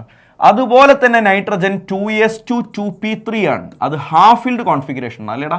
പിയിലാകെ 4 എണ്ണല്ലേക്കുള്ള, 6 എണ്ണല്ലേക്കുള്ള, അതിൽ 3 എണ്ണം വന്നിട്ടുണ്ടെങ്കിൽ അത് ഹാഫ് ഫിൽഡ് ആണല്ലോ. Due to this extra stability beryllium and nitrogen shows extra value for ionisation enthalpy. Same reason ആണ് എൻ്റെ താഴെ വരുന്ന ആളുകൾക്കുള്ളത്. എടുത്തു വെച്ചോ. അപ്പോൾ ഒരു പീരീഡിൽ ഒരു പീരീഡ് എടുത്ത് നോക്കിയാൽ അതിൽ ഹയസ്റ്റ് അയണൈസേഷൻ എന്താൽപ്പി ആയിരിക്കാണ്. ഹയസ്റ്റ് അയണൈസേഷൻ എന്താൽപ്പി ഏറ്റവും ലാസ്റ്റുള്ള ആൾക്കല്ലേടാ ഏറ്റവും കൂടുതൽ അയണൈസേഷൻ എന്താൽപ്പി ഉള്ളത്. അഥവാ ഒരു പീരീഡിൽ എപ്പോഴും ഹയസ്റ്റ് അയണൈസേഷൻ എന്താൽപ്പി ഉള്ളത് നോബിൾ ഗ്യാസസിനായിരിക്കും. ആയിരിക്കാടാ? നോബിൾ ഗ്യാസിനാണ്. പീരിയോഡിക് ടേബിളിൽ തന്നെ ഹയസ്റ്റ് അയണൈസേഷൻ എന്താൽപ്പി ഉള്ള ആൾ ഹീലിയമാണ്. ഹയസ്റ്റ് അയണൈസേഷൻ എന്താൽപ്പി ഉള്ള ആൾ ആരാണടാ? ഹീലിയമാണ്. ലോവസ്റ്റ് അയണൈസേഷൻ എന്താൽപ്പി ഉള്ള ആൾ സീഷിയമാണ്. സീഷിയം ഓർത്ത് വെച്ചോളണം.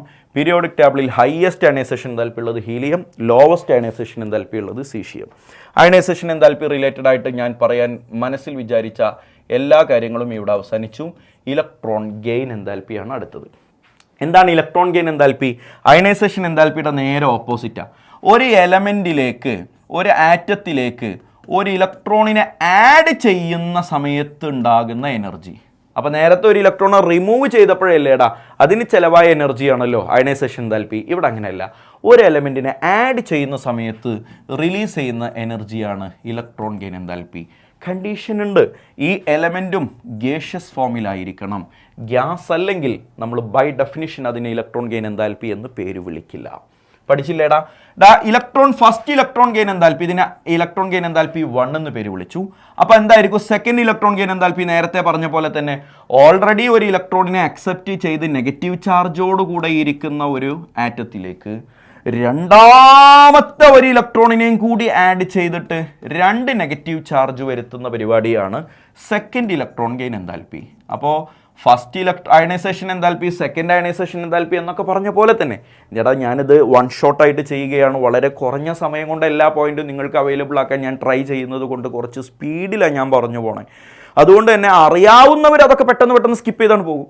അറിയാത്തവരാണ് നിങ്ങളെങ്കിൽ എന്തെങ്കിലും ഒന്നും മനസ്സിലായിട്ടില്ലെങ്കിൽ അതിന് സ്പീഡിനെ കുറ്റം പറയാതെ ഇത് റെക്കോർഡ് ചെയ്ത് ഇവിടെ കിടക്കല്ലേ, നിങ്ങൾ എന്ത് ചെയ്യുക, ആ വീഡിയോ ആ ഒരു ഭാഗം നിങ്ങൾക്ക് മനസ്സിലാവാത്ത ഭാഗം ഒരിക്കൽ കൂടിയാണ് കാണുക. അപ്പോൾ അത് മനസ്സിലാവും, ഉറപ്പായിട്ട് മനസ്സിലാവും. ഓഫ്ലൈൻ ക്ലാസ്സിലൊക്കെ ആണെങ്കിൽ ഇപ്പോൾ നിങ്ങൾ അങ്ങനെയല്ലേ പറയല്ലോ, ഒരട്ടം കൂടി പറഞ്ഞു തരുമായിരിക്കും.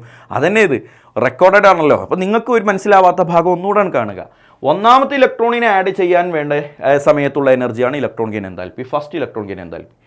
അങ്ങനെ കിട്ടിയ നെഗറ്റീവ് ചാർജുള്ള സ്പീഷീസിലേക്ക് വീണ്ടും ഒരു ഇലക്ട്രോണിനെയും കൂടി ആഡ് ചെയ്തിട്ട് A2- ആക്കാൻ വേണ്ട എനർജിയാണ് സെക്കൻഡ് ഇലക്ട്രോൺ ഗെയിൻ എന്താൽപ്പി. ഒരു കാര്യം വളരെ ഇമ്പോർട്ടൻ്റ് ആണ്, ഈ ഫസ്റ്റ് ഇലക്ട്രോൺ ഗെയിൻ എന്താൽപ്പി ഇല്ലടാ, അത് നെഗറ്റീവ് ആകാം അല്ലെങ്കിൽ പോസിറ്റീവ് ആകാം. നെഗറ്റീവ് ആകാം, പോസിറ്റീവ് ആകാം.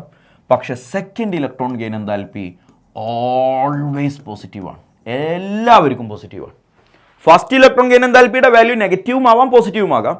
പക്ഷേ സെക്കൻഡ് ഇലക്ട്രോൺ ഗെയിൻ എന്താൽപ്പി ഓൾവേസ് പോസിറ്റീവാണ്. അപ്പോൾ ഓർത്ത് വെച്ചോട്ടോ, ഫസ്റ്റ് ഇലക്ട്രോൺ ഗെയിൻ എന്താൽപ്പി നല്ലൊരു ശതമാനം ആൾക്കാർക്ക് നെഗറ്റീവാണ്. പോസിറ്റീവ് ഉള്ള കുറച്ച് ആൾക്കാരേ ഉള്ളൂ. ആരൊക്കെയാണ് അറിയോ? ഒന്ന് നോബിൾ ഗ്യാസ്, മറ്റൊന്ന് നേരത്തെ നമ്മൾ പഠിച്ച ബെറിലിയം, മറ്റൊന്ന് നേരത്തെ നമ്മൾ പഠിച്ച നൈട്രജൻ. എന്താ അവരുടെ പ്രത്യേകത? ആ പറയുന്ന എല്ലാവർക്കും സ്റ്റേബിൾ കോൺഫിഗറേഷൻ ഉണ്ട്. അപ്പോൾ സ്റ്റേബിൾ കോൺഫിഗറേഷൻ ഉള്ളിടത്താണ് സ്റ്റേബിൾ കോൺഫിഗറേഷൻ ഉള്ളിടത്ത് പോസിറ്റീവ് ഇലക്ട്രോൺ ഗെയിൻ എന്താൽപ്പിയാണ്, അല്ലാത്തടത്തൊക്കെ നെഗറ്റീവ് ഇലക്ട്രോൺ ഗെയിൻ എന്താൽപ്പിയാണ്. സ്റ്റേബിൾ കോൺഫിഗറേഷൻ ആവട്ടെ ആവാതിരിക്കട്ടെ, സെക്കൻഡ് ഇലക്ട്രോൺ ഗെയിൻ എന്താൽപ്പി എല്ലാവർക്കും പോസിറ്റീവാണ്. സെക്കൻഡ് ഇലക്ട്രോൺ ഗെയിൻ എന്താൽപ്പി എല്ലാവർക്കും പോസിറ്റീവാണ്. പഠിച്ചു വെച്ചോളണം. ഇമ്പോർട്ടൻ്റ് ആയിട്ടുള്ള 2 എക്സെപ്ഷൻസ് ആണ് ഇനി ഞാൻ പഠിപ്പിക്കാൻ പോണത്. എടാ ഗ്രൂപ്പ് 16 എലമെൻറ്റുകൾ oxygen, sulphur, selenium, tellurium, polonium. അതുപോലെ ഗ്രൂപ്പ് 17 എലമെൻറ്റുകൾ ഫ്ലൂറിൻ, ക്ലോറിൻ, ബ്രോമിൻ, അയോഡിൻ. എടാ മോനെ, ഇതിൽ ജനറലി ഒരു ഗ്രൂപ്പാണല്ലോ, ഗ്രൂപ്പിൽ താഴേക്ക് വരുന്നതിനനുസരിച്ച് ഇലക്ട്രോൺ ഗെയിൻ എന്താൽപ്പി കുറയാണ് വേണ്ടത്, ഡിക്രീസസ് ആണ് വേണ്ടത്. അപ്പോൾ നമ്മുടെ ജനറൽ റൂൾ പ്രകാരം ഓക്സിജനേക്കാൾ കുറവ്, സൾഫറിനേക്കാൾ കുറവ്, സെലീനിയത്തേക്കാൾ കുറവ്, ടെലൂറിയത്തേക്കാൾ കുറവ്, പൊളോണിയം എന്നല്ലേ വരേണ്ടത്. പക്ഷേ എങ്ങനെയാണെന്ന് അറിയടാ, ഓക്സിജനാണ് ഇതിൽ ഏറ്റവും കുറവ്. അപ്പോൾ നമ്മളിങ്ങനെ ഓർഡർ എഴുതുക, സൾഫറിനാണ് ഏറ്റവും കൂടുതൽ, പിന്നെ സെലീനിയം, പിന്നെ ടെലൂറിയം, പിന്നെ പൊളോണിയം, ഏറ്റവും അവസാനം ഓക്സിജൻ. ഓക്കെ, എന്ന പോലെ ഗ്രൂപ്പ് 17 സാധാരണ വേണ്ടത് ഫ്ലൂറിൻ്റെ കുറവ് ക്ലോറിൻ, അതിനേക്കാൾ കുറവ് ബ്രോമിൻ, അതിനേക്കാൾ കുറവ് അയഡിൻ, ഇങ്ങനെ വേണ്ടത്. പക്ഷേ ഫ്ലൂറിൻ്റെ പൊസിഷൻ വരുന്നത് ഇവിടെയാണ്, ക്ലോറിനും ബ്രോമിനും ഇടയിൽ. ഓർത്ത് വെച്ചോ, ഈ 2 വരകൾ ഓർത്ത് വെച്ചാൽ മതി. അപ്പോൾ ഏറ്റവും കൂടുതലുള്ള ആരാ? ക്ലോറിനാണ്, പിന്നെ ഫ്ലൂറിനാണ്, പിന്നെ ബ്രോമിനാണ്, പിന്നെ അയഡിനാണ്. അപ്പോൾ ആ 2 എക്സെപ്ഷൻസ് നിങ്ങളൊന്ന് നോട്ട് ചെയ്ത് വെച്ചേ. 16ാമത്തെ ഗ്രൂപ്പിലെ ഓക്സിജനും 17ാമത്തെ ഗ്രൂപ്പിലെ ഫ്ലൂറിനും എക്സെപ്ഷണലി അവർക്കെല്ലാം ഏറ്റവും ഹയസ്റ്റ് ഇലക്ട്രോൺ ഗെയിൻ എൻതാൽപ്പി ഉള്ളത് അവർക്ക് നമ്മൾ പ്രതീക്ഷിച്ചതിനേക്കാൾ കുറവാണ്. That is due to their small size. അവരുടെ ചെറിയ സൈസ് കൊണ്ടും അതിനുള്ളിലുള്ള ഇലക്ട്രോൺ റിപ്പൾഷൻ കൊണ്ടുമാണ് ഇത് സംഭവിച്ചത്. ഇലക്ട്രോൺ റിപ്പൾഷൻ കൊണ്ടുമാണ് ഇത് സംഭവിച്ചത് എന്നൊന്ന് അവിടെ ഓർത്ത് വെച്ചേക്കുക. ഓക്കെ, എക്സെപ്ഷണലി കുറയാനുള്ള ചാൻസ് കാരണം ഇതാണ്. And one more thing, periodic ടേബിളിൽ തന്നെ ഏറ്റവും ഹയസ്റ്റ് ഇലക്ട്രോൺ ഗെയിൻ എൻതാൽപ്പിയുള്ള ആൾ ഇപ്പോൾ ക്ലോറിനായി. Highest electron gain enthalpy periodic ടേബിളിൽ തന്നെ ഏറ്റവും കൂടുതലുള്ളത് പാരാ? ഇൻ പീരിയോഡിക് ടേബിൾ ആരാണ് പറ? ക്ലോറിനാണ്. പഠിച്ചില്ലേ? ഇനി ഒരു കാര്യം കൂടി ഓർത്ത് വെക്കാം. ഇലക്ട്രോൺ ഗെയിൻ എൻതാൽപ്പിയെ ജനറലി ഇലക്ട്രോൺ അഫിനിറ്റി എന്നും പേര് വിളിക്കാറുണ്ട്. അപ്പോൾ ഒരുത്തൻ പരീക്ഷയ്ക്ക് ഇലക്ട്രോൺ അഫിനിറ്റിയുടെ ഓർഡർ എഴുതൂ എന്ന് പറഞ്ഞാൽ ആ തന്ത അതൊന്നും പറഞ്ഞില്ല എന്ന് പറയേണ്ട. ഇലക്ട്രോൺ ഗെയിൻ എൻതാൽപ്പിയുടെ ഓർഡർ തന്നെയാണ് അവരവിടെ ഉദ്ദേശിച്ചിട്ടുള്ളത്. ഫൈനലി നമുക്ക് സംസാരിക്കാനുള്ളത് ഇലക്ട്രോൺ നെഗറ്റിവിറ്റിയാണ് കുഞ്ഞെ. Electron negativity. ഈ ഇലക്ട്രോൺ നെഗറ്റിവിറ്റി അളക്കാൻ കുറേ സ്കെയിലുകളുണ്ട്. അതിലൊരു 3 പേര് പഠിച്ചു വെച്ചോ. ഒന്ന് പോളിംഗ് സ്കെയിൽ, മറ്റൊന്ന് മുള്ളിക്കൻ സ്കെയിൽ, മറ്റൊന്ന് ഓൾറെഡ് റോഷോ സ്കെയിൽ. ഒന്ന് വെറുതെ നോട്ട് ചെയ്താൽ മതി, പേരുകളൊക്കെ ഒന്ന് ഓർത്ത് വെക്കുക. Pauling scale, Mulliken scale, Allred Rochow scale. അതിലെ പോളിംഗ് സ്കെയിൽ ഒന്ന് ഡീറ്റെയിൽ ആയിട്ട് പഠിക്കണം. Pauling scale for lithium, beryllium, boron, carbon, nitrogen, oxygen, fluorine, chlorine, sulphur, phosphorus, silicon, aluminium, magnesium, sodium. ഇതല്ലേടാ group 2nd and 3rd period elements. ഈ കാണുന്ന ആൾക്കാരുടെ ഒക്കെ electron negativity കാണാതെ പഠിക്കണം. അത് കാണാതെ പഠിക്കൽ വളരെ എളുപ്പവുമാണ്. എടാ ഞാൻ പറയുന്ന കാര്യം മാത്രം കാണാൻ പഠിച്ചാൽ മതി. ഇതിൽ 2 ആൾക്കാരെ മാത്രം നിങ്ങൾ കാണാൻ പഠിച്ചാൽ മതി. അതാരാ അറിയോ? ഒന്ന് ഫ്ലൂറിൻ, മറ്റൊന്ന് ക്ലോറിൻ. ഫ്ലൂറിൻ്റെ വാല്യൂ 4 ആണെന്നും ക്ലോറിൻ്റെ വാല്യൂ 3 ആണെന്നും കാണാൻ പഠിക്കുക. എടാ ഫ്ലൂറിൻ്റെ ഇലക്ട്രോൺ നെഗറ്റിവിറ്റി എത്ര? 4 ആണ്. ക്ലോറിൻ്റെ ഇലക്ട്രോൺ നെഗറ്റിവിറ്റി എത്ര? 3 ആണ്. ഇത് മാത്രം കാണാൻ പഠിക്കുക. ഇനി അവിടുന്ന് ഇങ്ങനെ ഇങ്ങോട്ട് വരുമ്പോൾ ഭയങ്കര സിമ്പിളാണ്. 0.5 ഇങ്ങനെ കുറച്ചാൽ മതി. 3.5, 3, 2.5, 2, 1.5, 1 കഴിഞ്ഞില്ലേ? ഈ കണ്ട ആൾക്കാരുടെ ഒക്കെ ഇലക്ട്രോൺ നെഗറ്റിവിറ്റിയുടെ വാല്യൂ സിമ്പിളായിട്ട് പഠിച്ചില്ലടാ. ഇനി അടുത്ത് നോക്കിക്കോട്ടോ. ക്ലോറിൻ 3 ആണെങ്കിൽ sulphur 3.5, phosphorus 2.1, silicon 1.8, aluminium 1.5, magnesium 1.2, sodium 0.9. അപ്പോൾ എന്തോ ഒരു പ്രശ്നം നിങ്ങൾക്ക് ഫീൽ ചെയ്യുന്നുണ്ടല്ലേ? ആ പ്രശ്നമൊന്നും ഇല്ലടാ, നോക്കിയിരുന്നോ. നിങ്ങൾ ആ 0.5 കുറക്കണ പരിപാടി ഇവിടെ നടക്കണില്ല. സിമ്പിളാണ്. ഇവിടെ 0.5 ആണ് ഞാൻ കുറച്ചത്. ഇവിടെ ഞാൻ 0.4 ആണ് കുറച്ചത്. ഇവിടെ ഞാൻ 0.3 ആണ് കുറച്ചത്. പിന്നെ 0.3 തന്നെ കുറച്ചുകൊണ്ടേയിരിക്കുക. പഠിച്ചില്ലേ? ആദ്യം 0.5 കുറക്കുക, പിന്നെ 0.4 കുറക്കുക, പിന്നെ 0.3 കുറക്കുക, പിന്നെ 0.3 കുറച്ചുകൊണ്ടേയിരിക്കുക. ഈ വാല്യൂസ് കാണാൻ പഠിച്ചാൽ എന്താ ഗുണം എന്നറിയോ? താഴെ പറയുന്നതിൽ ആർക്കാണ് ഇലക്ട്രോൺ നെഗറ്റിവിറ്റി കൂടുതൽ എന്ന് വെച്ചാൽ വാല്യൂ അറിയാലോ നമുക്ക്. ആർക്കാ കൂടുതൽ എന്ന് നോക്കിയിട്ട് പറഞ്ഞാൽ പോരെ? അല്ലെങ്കിൽ താഴെ പറയുന്നതിൽ ആർക്കൊക്കെയാണ് സിമിലർ ഇലക്ട്രോൺ നെഗറ്റിവിറ്റി ഉള്ളത് അങ്ങനെ ചോദിക്കാം. ഇപ്പോൾ നോക്കിയേ, നൈട്രജൻ്റെ ഇലക്ട്രോൺ നെഗറ്റിവിറ്റി 3, ക്ലോറിനും 3. അപ്പോൾ സിമിലർ ഇലക്ട്രോൺ നെഗറ്റിവിറ്റിയാണ്. കാർബൺ 2.5, സൾഫറും 2.5. വാല്യൂ എന്ന് അറിഞ്ഞാൽ പിന്നെ വേറെ വല്ല പ്രശ്നമുണ്ടോ? Beryllium 1.5, aluminium 1.5. കണ്ടോ? ഒരേ ഇലക്ട്രോൺ നെഗറ്റിവിറ്റി വരുന്ന ആൾക്കാരുണ്ട്. അതൊക്കെ നമുക്ക് പഠിക്കാൻ ഭയങ്കര എളുപ്പമാണ്. എടാ അതുപോലെ നിങ്ങൾക്ക് സിമ്പിളായിട്ടുള്ള വേറൊരു കാര്യമാണ് സോഡിയവും ക്ലോറിനും തമ്മിലുള്ള ബോണ്ട്. അയോണിക് ബോണ്ടാണോ കോവാലൻ്റ് ബോണ്ടാണോ എന്നൊക്കെ പറയാൻ ഈ ഇലക്ട്രോൺ നെഗറ്റിവിറ്റി നിങ്ങളെ സഹായിക്കും. ഏതൊരു ബോണ്ടും അയണിക് ബോണ്ടാണോ കോവാലൻ്റ് ബോണ്ടാണോ? കാർബണിനും ഹൈഡ്രജനും ഇടയിലുള്ള ബോണ്ട്. ഇത് രണ്ടും ഞാൻ ചെയ്ത് കാണിച്ചു തരാം. അപ്പോൾ എന്ത് ചെയ്താൽ മതി? ഈ ബോണ്ട് അയോണിക് ആണോ കോവാലൻ്റ് ആണോ എന്നറിയാൻ സോഡിയത്തിൻ്റെ ഇലക്ട്രോൺ നെഗറ്റിവിറ്റി നമ്മളിപ്പോൾ കണ്ടു 0.9 ആണ്. ക്ലോറിൻ 3 ആണ്. അതിൻ്റെ ചേഞ്ച് എത്രയാടാ? ചേഞ്ച് ഇൻ ഇലക്ട്രോൺ നെഗറ്റിവിറ്റി 2.1 അല്ലേ വരിക? 0.9ഉം 3ഉം. ആ ചേഞ്ച് ഇൻ ഇലക്ട്രോൺ നെഗറ്റിവിറ്റി കാണാതെ പഠിച്ചു വെച്ചോ. 1.7 കൂടുതലാണെങ്കിൽ ആ ബോണ്ട് അയോണിക് ബോണ്ടാണ്. ചേഞ്ച് ഇൻ ഇലക്ട്രോൺ നെഗറ്റിവിറ്റി 1.7 കുറവാണെങ്കിൽ ആ ബോണ്ട് കോവാലൻ്റ് ബോണ്ടാണ്. പഠിച്ചില്ലടാ? അപ്പോൾ ചേഞ്ച് ഇൻ ഇലക്ട്രോനെഗറ്റിവിറ്റി നോക്കണം. ഇവിടുത്തെ change in electronegativity 2.1 which is greater than 1.7. So this bond is ionic. Clear അല്ലേ? അപ്പോൾ രണ്ട് എലമെൻറ്റുകൾക്കിടയിലുള്ള ബോണ്ട് അയോണിക് ആണോ കോവാലൻ്റ് ആണോ എന്ന് കാണാൻ നിങ്ങളെ ഇത് സഹായിക്കും. അതുപോലെ കാർബണും ഹൈഡ്രജനും, കാർബണിൻ്റെ വാല്യൂ 2.5 ആണെന്ന് ഞാൻ പഠിപ്പിച്ചു. ഹൈഡ്രജൻ നമ്മളെ ലിസ്റ്റിലില്ല, കാണാതെ പഠിച്ചു വെച്ചോ. ഹൈഡ്രജൻ്റെ വാല്യൂ 2.1 ആണ്. അപ്പോൾ അവിടുത്തെ ചേഞ്ച് ഇൻ ഇലക്ട്രോനെഗറ്റിവിറ്റി എത്രയാ കുഞ്ഞേ? 0.4 which is less than 1.7. That's why this bond is covalent. Clear അല്ലേടാ? ഈ ബോണ്ട് കോവാലൻ്റ് ബോണ്ടാണെന്ന് മനസ്സിലാക്കാൻ പറ്റും. ഇനി നമുക്ക് അടുത്തതായിട്ട് പഠിക്കാനുള്ളത് ഡയഗണൽ റിലേഷനാണ്. Lithium, beryllium, boron, carbon, nitrogen, അങ്ങനെ ലിഥിയത്തിൻ്റെ താഴെ സോഡിയം, മഗ്നീഷ്യം, അലുമിനിയം, സിലിക്കൺ, അങ്ങനെ ഡയഗണൽ റിലേഷൻ കാണിക്കുന്നത് ആരാണെന്ന് നിങ്ങൾക്കറിയാം. ലിഥിയത്തിന് മഗ്നീഷ്യത്തോട്, ബെറിലിയത്തിന് അലുമിനിയത്തോട്, കാർബണിന് സിലിക്കണിനോടൊക്കെ ഒരു പ്രോപ്പർട്ടീസിൽ സിമിലാരിറ്റി ഉണ്ട്.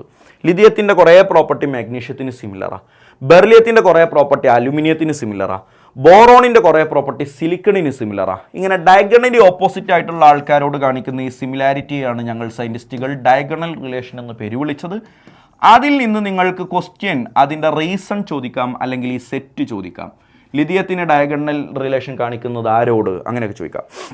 അതിൻ്റെ റീസൺ പിടിച്ചോട്ടടാ. ഓൾമോസ്റ്റ് സിമിലർ ആയിട്ടുള്ള സൈസ്, സിമിലർ സൈസ് ഇവിടേക്ക് എല്ലാവർക്കും ഓൾമോസ്റ്റ്, ഡയഗണലി ഓപ്പോസിറ്റ് ആയിട്ടുള്ള ഈ രണ്ടാൾക്കാർക്ക് ഓൾമോസ്റ്റ് സിമിലർ സൈസാണ്.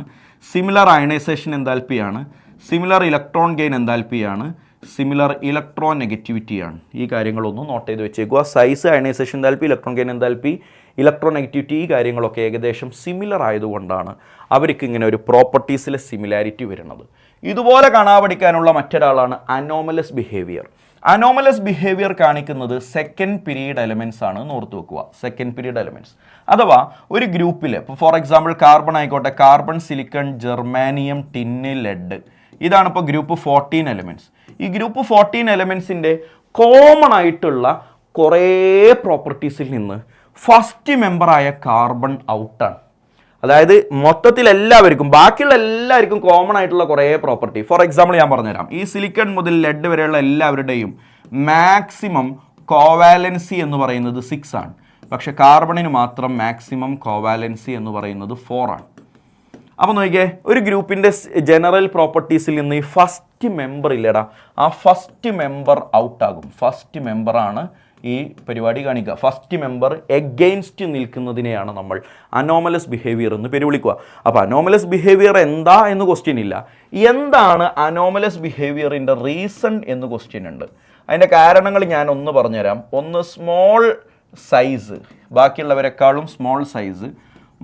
മറ്റൊന്ന് ലാർജ് അയണൈസേഷൻ എൻതാൽപ്പി, മറ്റൊന്ന് ലാർജ് ഇലക്ട്രോൺ ഗെയിൻ എൻതാൽപ്പി, വേറെ ഒന്ന് most important thing, absence of vacant d orbital. Vacant d orbital ഇല്ലായ്മയാണ് ഇതിൻ്റെ മറ്റൊരു reason, and it is the most important one. ഒന്ന് കാണാതെ പഠിച്ചു വെച്ചോ. അനോമലസ് ബിഹേവിയർ ഒന്ന് എങ്ങനെയെങ്കിലുമൊക്കെ ചോദിച്ചാൽ നമുക്ക് വളരെ പെട്ടെന്ന് ആൻസർ കാണാൻ പറ്റും. ഓക്സൈഡ്സ്, NCERT കുറച്ച് ഓക്സൈഡുകൾ അവസാനത്തിൽ പറയുന്നുണ്ട്. 4 ടൈപ്പ് ഓക്സൈഡുകൾ NCERT പറയുന്നുണ്ട്. അതും അതിൻ്റെ എക്സാമ്പിളും അണ്ണാക്ക് തൊടാതെ വിഴുങ്ങിക്കൊള്ളണം. ഒന്നാമത്തതാണ് അസിഡിക് ഓക്സൈഡ്സ്. കാണാൻ പഠിക്കണേ, അസിഡിക് ഓക്സൈഡ്സ്. അസിഡിക് ആയിട്ടുള്ള ഓക്സൈഡിന് NCERT എക്സാമ്പിൾ പറയുന്നത് ഒന്ന് കാർബൺ മോണോക്സൈഡ്, മറ്റൊന്ന് Cl2O7 ആണ്. Cl2O7 ഇവരാണ് acidic oxide. Generally non metals ആണ് കാണിക്കുക എന്ന് ഓർത്ത് വെച്ചാൽ മതി. നോൺ മെറ്റൽ ഇല്ലടാ, നോൺ മെറ്റൽ ഇപ്പോൾ ക്ലോറിൻ നോൺ മെറ്റലാ, കാർബൺ നോൺ മെറ്റലാ. ജനറലി നോൺ മെറ്റലുകളാണ് അസിഡിക് ഓക്സൈഡ്സ് ഉണ്ടാക്കുക. രണ്ടാമത്തത് ബേസിക് ഓക്സൈഡ്സ് ആണ്. അപ്പോൾ ബേസിക് ഓക്സൈഡ്സ് ആരാ ഉണ്ടാക്കുക എന്ന് മനസ്സിലായില്ലേ? മെറ്റലുകളായിരിക്കും. NH2O. ഇപ്പോൾ NCERT പറഞ്ഞൊരു എക്സാമ്പിൾ ഇയാളാണ്. ജനറലി കാണിക്കുന്നത് മെറ്റൽസ് ആണ്. ഓക്കെ അല്ലേടാ? മൂന്നാമത്തതാണ് ന്യൂട്രൽ. അസിഡിക്കുമല്ല ബേസിക്കുമല്ല, പാട്ടുപാടി പഠിച്ചോ. NCERT പറയുന്ന ഒരു 3 ആളുണ്ട്. CONO2O. ഒന്നും പറയണ്ട, എന്നോടൊന്നും പറയണ്ട, കാണാതാണ് പഠിച്ചോ. CONO2O. നാലാമത്തതാണ് ആംഫോട്ടറിക്.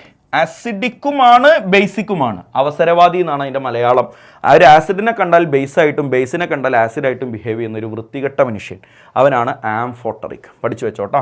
ആംഫോട്ടറിക്കിന് എക്സാമ്പിൾസ് NCERT പറയുന്നുണ്ട്. ZnO, പിന്നെ അലുമിനിയത്തിൻ്റെ oxide, arsenic AS2O3.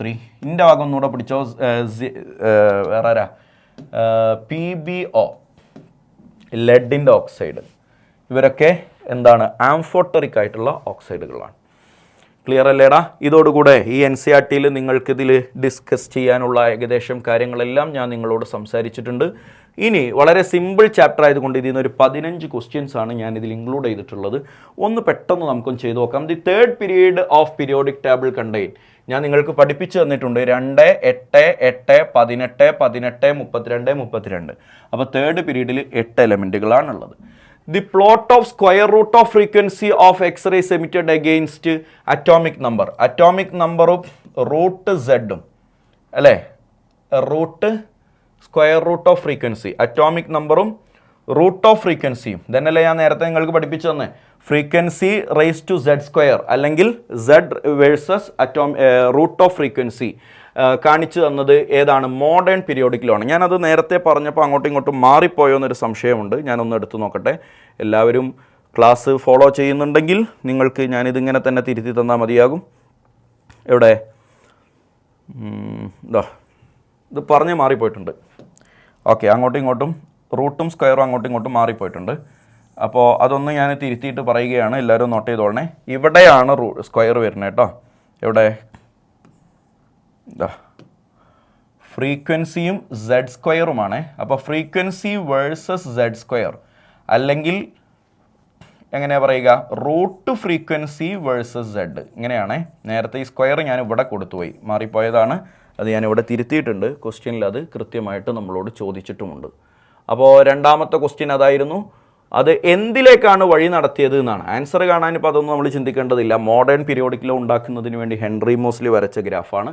Discovery of which of the following group of elements gave death to the ന്യൂലാൻഡിൻ്റെ ഒക്ടേവ് നിയമത്തെ കൊന്നതാര്? ഇനേർട്ട് ഗ്യാസ് അഥവാ നോബിൾ ഗ്യാസ്. നോബിൾ ഗ്യാസിനെ കണ്ടെത്തിയപ്പോഴാണ് ന്യൂലാൻഡ് ചത്തത്. അടുത്തത് ഏതാടാ? Electronic configuration of elements of group 18. Group 18 എന്ന് പറഞ്ഞാൽ നോബിൾ ഗ്യാസ് അല്ലേടാ. നോബിൾ ഗ്യാസിൻ്റെ ഇലക്ട്രോണിക് കോൺഫിഗറേഷൻ ഫസ്റ്റ് ആൾ 2s2, രണ്ടാമത്തെ ആൾ 3s2 3p6, മൂന്നാമത്തെ ആൾ 4s2 4p6. നിങ്ങൾ ചെയ്ത് നോക്കിയാൽ മനസ്സിലാകും. അങ്ങനെ ഇനി അവിടെ നിന്ന് അങ്ങനെ വരുന്ന ആൾ 5s2 5p6. ജനറലി നമുക്ക് ns2 np6 എന്നതിനെ റെപ്രസെൻ്റ് ചെയ്യാം. ഹീലിയം ഒഴികെ എന്നവിടെ എടുത്തു പറയുന്നുണ്ട്, അഥവാ ഇയാൾ ഒഴികെ. ബാക്കി എല്ലാവരും ns2 np6 എന്നാണ് അതിൻ്റെ ജനറൽ കോൺഫിഗറേഷൻ വരിക. Which of the following electronic configuration is of transition element? Transition element എന്ന് പറഞ്ഞാൽ ഡി ബ്ലോക്ക് ആണെന്ന് നമുക്കറിയാം. അപ്പോൾ ഡി ബ്ലോക്ക് എലമെൻ്റ് ആണെങ്കിൽ last electron enters to D electron, I mean D subshell എന്നാണല്ലോ നമുക്കറിയുക. എടാ ഇലക്ട്രോണിക് കോൺഫിഗറേഷനിൽ 1s 2s 3s കഴിഞ്ഞാൽ 3p കഴിഞ്ഞാൽ 4s കഴിഞ്ഞ് 3d കഴിഞ്ഞിട്ടാണ് 4pയിലേക്ക് എൻ്റർ ചെയ്യുക. അപ്പോൾ എവിടെയെങ്കിലും 4pയിൽ ഇലക്ട്രോൺ കാണുന്നുണ്ടെങ്കിൽ 3d ഫില്ലായി എന്നല്ലേടാ അതിനർത്ഥം. 3d ഫില്ലായിട്ടല്ലേ 4pയിലേക്ക് ഇലക്ട്രോൺ എൻ്റർ ചെയ്യുള്ളൂ. അപ്പോൾ 4pയിൽ ഇലക്ട്രോൺ ഉള്ള 1 2 ആളുണ്ട്, അത് രണ്ടും നമുക്ക് വെട്ടി ഒഴിവാക്കാം. ക്ലിയർ അല്ലേ? 4pയിലേക്ക് ഇലക്ട്രോൺ എത്തണമെങ്കിൽ 3d ഫില്ലായല്ലോ, ഫില്ലായാലേ 4pയിലേക്ക് എത്തുള്ളൂ. അപ്പോൾ ലാസ്റ്റ് ഇലക്ട്രോൺ വരുന്നത് 4pയിലാണെന്ന് മനസ്സിലാക്കി. ബാക്കിയുള്ള രണ്ടെണ്ണം നോക്കിക്കേ, 3p6 4s2. ഇതിലെവിടെ ഡി ഇല്ലല്ലോ. ഡി ഉണ്ടെങ്കിലല്ലേ എടാ അത് ഡി ബ്ലോക്ക് എലമെൻ്റ് ആവുള്ളൂ. So the answer is option 4. കണ്ടോ, 3p കഴിഞ്ഞ് 3d കഴിഞ്ഞ് 4s. 3d കഴിഞ്ഞിട്ടല്ല 4s ശരിക്ക്. 3p കഴിഞ്ഞാൽ പിന്നെ അടുത്ത ഫില്ലിംഗ് നടക്കുന്നത് 3sലാണ്, ഐ മീൻ 4sലാണ്. അത് കഴിഞ്ഞിട്ടാണ് 3d. ഇതാണ് ലാസ്റ്റ് സബ്ഷെൽ അല്ലേ? ഓർഡർ നിങ്ങളുടെ കയ്യിലില്ലേ? 3p കഴിഞ്ഞാൽ പിന്നെ എവിടുക്ക ഫില്ലിംഗ്? 3p കഴിഞ്ഞാൽ പിന്നെ ഫില്ലിംഗ് നടക്കുന്നത് 4sലാണ്. 4sഉം കഴിഞ്ഞിട്ടാണ് 3dയിലേക്ക് വരിക അല്ലേ? അപ്പോൾ ഇവിടെ 4s ഉണ്ട്, 3d ഉണ്ട്, പക്ഷേ 4p ഇല്ല. അപ്പോൾ എന്ത് മനസ്സിലായി? ലാസ്റ്റ് ഇലക്ട്രോൺ വരുന്നത് ഈ 3dയിലേക്കാണ്. So this is a d block element. Which block of the periodic table contain the element with configuration? നോക്കാം. 1s 2s 2p 3s 3p 4s 3d. കണ്ടോ, ലാസ്റ്റ് ഇയാളാണ് വരുന്നത്. ലാസ്റ്റ് ഇലക്ട്രോൺ വരുന്നത് ഇയാളല്ലടാ. 3p കഴിഞ്ഞാൽ പിന്നെ 3d എന്ന് കാണരുത്. അത് എഴുതുമ്പോൾ അങ്ങനെയൊക്കെ എഴുതുമെങ്കിലും എനർജിയുടെ ഓർഡറിൽ നമ്മൾ പഠിച്ചിട്ടുണ്ട്. 3d കഴിഞ്ഞാൽ 3p കഴിഞ്ഞാൽ 4s ആണ്, 4s കഴിഞ്ഞിട്ടാണ് 3d. അപ്പോൾ 3d ആണ് ഇതിലെ last. So this is a d block element. Which of the following will have total number of d electrons equal to the difference in the number of total p and s electron? ഞാൻ കാണിച്ചു തരാം. ഞാൻ ആ 4 element ഒന്ന് ഇങ്ങോട്ട് എഴുതുകയാണ്. Helium ഉണ്ട്, neon ഉണ്ട്, ആർഗൺ ഉണ്ട്, ക്രിപ്റ്റോൺ ഉണ്ട്. ഓക്കെ, ഇവരുടെയൊക്കെ ഇലക്ട്രോണിക് കോൺഫിഗറേഷൻ ആണ് എഴുതാണ്. Helium 1s2, neon 1s2 2s2 2p6, argon 1s2 2s2 2p6 3s2 3p6 4s2 3d10 അല്ലേ 18 വേണ്ടേ? അപ്പോൾ ഇവിടെ കഴിഞ്ഞു, സോറി ഇത്ര വേണ്ട, ഇവിടെ എത്തി. ക്രിപ്റ്റോൺ ആണെങ്കിലോ? ക്രിപ്റ്റോൺ ആണെങ്കിൽ 36. അപ്പോൾ 1s2 2s2 2p6 പറ 3s2 3p6 അത് കഴിഞ്ഞ് 4s2 3d10 4p6 5s2 എപ്പോൾ എത്രയായി? 2 10 18 18ഉം ഇവിടെ 30ആയി 36 4p6 വരെ ഉള്ളൂ 4p6. ഓക്കെ, എല്ലാവരുടെയും ഇലക്ട്രോണിക് കോൺഫിഗറേഷൻ എഴുതിയിട്ടുണ്ട്. ചോദ്യം ഒന്ന് വ്യക്തമായിട്ട് മനസ്സിലായിക്കേ. Total number of d electrons equal to the difference in the number of total p and s electron. ഞാൻ കാണിച്ചു തരാം. ഇവിടെ എത്ര ഡി ഇലക്ട്രോൺ ഉണ്ട്? ഡി ഇലക്ട്രോൺ ഇവിടെ 0, ഡി ഇലക്ട്രോൺ ഇവിടെ 0, ഡി ഇലക്ട്രോൺ ഇവിടെ 0. ഇവിടെ ഡി ഇലക്ട്രോൺ എത്ര ഉണ്ട്? 10. ശരിയല്ലടാ? ആ ഡി ഇലക്ട്രോണിൻ്റെ എണ്ണം ടോട്ടൽ പി ആൻഡ് എസ് ഇലക്ട്രോണിൻ്റെ ഡിഫറൻസിന് ഈക്വൽ ആവണം. അപ്പോൾ ഇവിടെ പിന്നെ എസ് ഇലക്ട്രോണും പി ഇലക്ട്രോണും തമ്മിലുള്ള ഡിഫറൻസ്, ഇവിടെ ഡിഫറൻസ് എത്ര? എസ് ഇലക്ട്രോണും പി ഇലക്ട്രോണും തമ്മിലുള്ള ഡിഫറൻസ് 2. കാര്യം ഇവിടെ എസ് മാത്രമേ ഉള്ളൂ, പി ഇലക്ട്രോൺ ഇല്ല, അപ്പോൾ ആ ഡിഫറൻസ് 2. ഇവിടെ എസ് ഇലക്ട്രോണും പി ഇലക്ട്രോണും തമ്മിലുള്ള ഡിഫറൻസ് എത്ര? ഇവിടെ 2, ഇവിടെ 6, അതിൻ്റെ ഡിഫറൻസ് അപ്പോൾ എത്ര? 4. ഇവിടെ ടോട്ടൽ എത്ര എസ് ഇലക്ട്രോൺ ഉണ്ടെന്ന് നോക്കിയേ. സോറി ഇവിടെ ഇയാളുണ്ടല്ലോ എസ്, അപ്പോൾ ടോട്ടൽ 4ഉം 6ഉം ഡിഫറൻസ് 2 എന്ന് വരും, ഡിഫറൻസ് 2. ഇവിടെ ടോട്ടൽ എത്ര എസ് ഉണ്ട്? 2 4 6 എസ് ഉണ്ട്. പി എത്ര ഉണ്ട്? 12 ഉണ്ട്. അപ്പോൾ അതിലെ ഡിഫറൻസ് എത്ര? 6ഉം 12ഉം ഡിഫറൻസ് 6. ഇതൊന്നും അല്ലല്ലോ അപ്പോൾ ആൻസർ ഓപ്ഷൻ ഡി. ഇതാ നോക്കിക്കോ, എസ് ഒന്ന് എണ്ണി നോക്കാം, എസ് ഇലക്ട്രോൺസ് ഒന്ന് എണ്ണി നോക്കാം. 2 4 6 8. പി ഇലക്ട്രോൺസ് എണ്ണി നോക്കാം. 6ഉം 6ഉം 12, 12ഉം 6ഉം 18. ക്ലിയർ അല്ലേ? അപ്പോൾ അതിൻ്റെ ചേഞ്ച് എത്ര? Difference in S and P electrons 10. കണ്ടില്ലേ? ഡി ഇലക്ട്രോൺസിൻ്റെ എണ്ണവും difference in S and P ഇലക്ട്രോണുകളുടെ എണ്ണവും 10 ആണ് വരുന്നത്. Option D krypton is the correct answer. ചിലർക്ക് ഇങ്ങനെ ഒരു ചോദ്യം ഉണ്ടാവും, സാർ ആകെ ഡി ഇലക്ട്രോൺസ് ഉള്ളത് ഇവിടെ അല്ലേ? അങ്ങനെ പറയാൻ പറ്റില്ല. ഡി ഇലക്ട്രോൺ അവിടെ ഉള്ളൂ എന്ന് എഴുതിയിട്ട് നമുക്ക് ഡി ഇലക്ട്രോണിൻ്റെ എണ്ണം 0 ആണെന്ന് എടുത്തൂടെ? അപ്പോൾ difference in S and P electrons 0 ആകുന്ന കേസ് വരികയാണെങ്കിലോ അങ്ങനെയും പരിഗണിക്കാമല്ലോ. അതുകൊണ്ടാണ് ഞാനത് ഒറ്റയടിക്ക് ആൻസറിലേക്ക് പോകാതെ കൃത്യമായിട്ട് എല്ലാ ആൾക്കാരെയും എഴുതി നോക്കിയത്. Element which occupy the peak of ionisation energy curve, അതായത് അയണൈസേഷൻ എൻതാൽപ്പിയുടെ ഗ്രാഫ് ഇങ്ങനെ വരക്കുകയാണെങ്കിലേ അതിലെ ഈ പീക്കുകളൊക്കെ ആരായിരിക്കും? ഈ പീക്ക് എന്ന് പറഞ്ഞാൽ ഹയസ്റ്റ് അയണൈസേഷൻ എൻതാൽപ്പി അല്ലേടാ? ഒന്നാമത്തെ പീരീഡ് കഴിഞ്ഞ്, രണ്ടാമത്തെ പീരീഡ് കഴിഞ്ഞ്, മൂന്നാമത്തെ പീരീഡ് കഴിഞ്ഞ്, നാലാമത്തെ പീരീഡ്. ഓരോ പീരീഡിലും ഹയസ്റ്റ് അയണൈസേഷൻ എൻതാൽപ്പി ഉള്ളത് നോബിൾ ഗ്യാസുകളല്ലേടാ?